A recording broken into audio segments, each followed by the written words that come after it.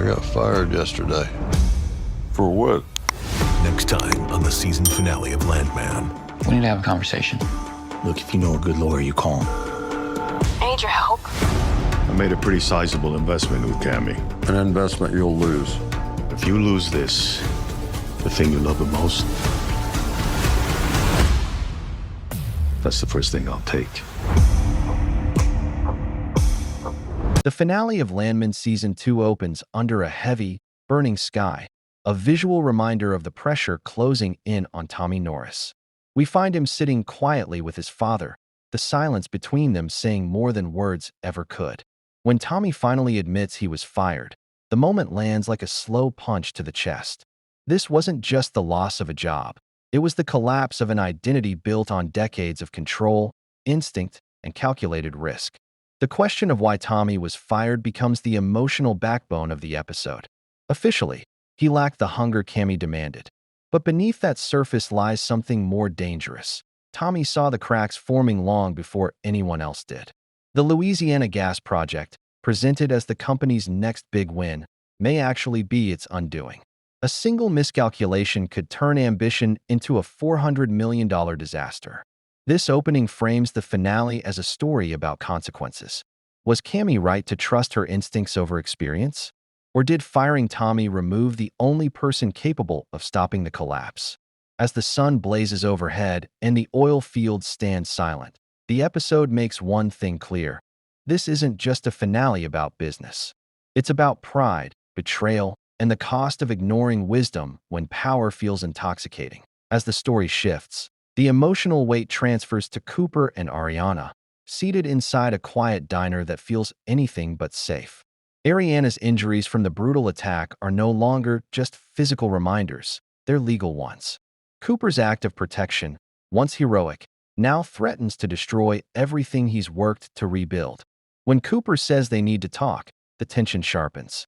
Surveillance footage exists, and footage doesn't care about intention, it only shows action. What may have begun as self-defense now risks being interpreted as overkill. The possibility that the attacker could die hangs heavily in the air, introducing the terrifying prospect of manslaughter or even murder charges. Police presence near the diner confirms Cooper's fears. The law is circling, and time is running out. Ariana's decision to call Rebecca signals a shift. Though criminal defense isn't Rebecca's specialty, her reputation as a relentless legal mind makes her the best hope Cooper has. This moment reawakens the fierce version of Rebecca that dominated Season 1, pulling her back into the battlefield where she thrives. This storyline reframes heroism. Protection has consequences. Love has a cost. And in the world of Landman, doing the right thing doesn't guarantee survival. Harkens further, it only guarantees Dan Morell steps fully into the spotlight. His meeting with Tommy isn't just business. It's a warning disguised as opportunity. Dan admits his investment in Cammy's project, and Tommy's response is chillingly calm. It's an investment Dan may lose. Here, Tommy transforms. Fired, dismissed, and underestimated, he becomes dangerous again. Rather than chasing Cammy's approval, he shifts his loyalty toward leverage. A partnership with Dan Morell isn't about greed. It's about proving that Cammy's instincts were flawed and that experience still matters.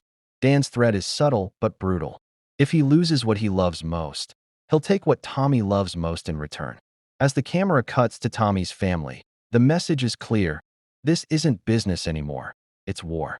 Two massive risks now collide. Cammy's reckless gamble in Louisiana and Tommy's silent alliance with a man who plays without mercy. This section reveals the true theme of the finale. Power doesn't disappear when it's taken away. It mutates. And Tommy Norris, stripped of his title, may be more dangerous than ever. Cammy moves through the episode with confidence, but it feels increasingly hollow. She trusts her instincts the way Monty once did, yet she lacks the patience and discipline that made those instincts reliable. The Louisiana project symbolizes her leadership style, bold, emotional, and dangerously rushed. As the walls close in, her isolation becomes evident. Tommy's absence leaves a vacuum no one else can fill. If the gas project fails, the fallout won't just be financial.